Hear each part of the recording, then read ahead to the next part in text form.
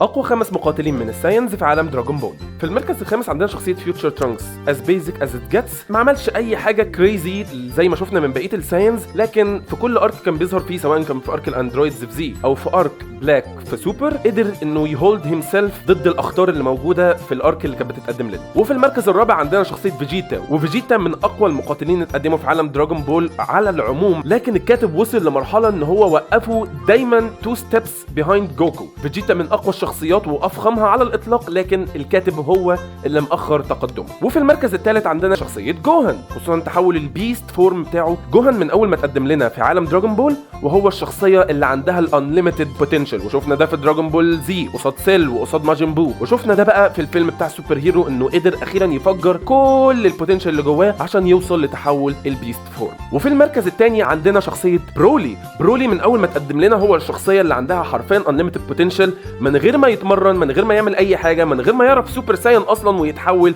كان بيقف قصاد جوكو وفيجيتا. ولما تحول الريج بتاعه قدر انه يواجه جوكو وفيجيتا مع بعض الاثنين بالسوبر ساين بلو. وفي المركز الاول طبعا عندنا شخصيه جوكو ماستر ذا الترا انستنكت. جوكو وصل لمرحله في التورنمنت باور خلى كل زعماء الدمار يقفوا له احتراما. جوكو من اول ما تقدم في عالم الانمي وهو مثال للقوه، مثال للتطور، بيوصل من مرحله يعديها، وعشان كده هو واحده من اقوى الشخصيات في عالم الانمي ككل، وخصوصا في عالم دراجون بول من مقاتلين الساينس.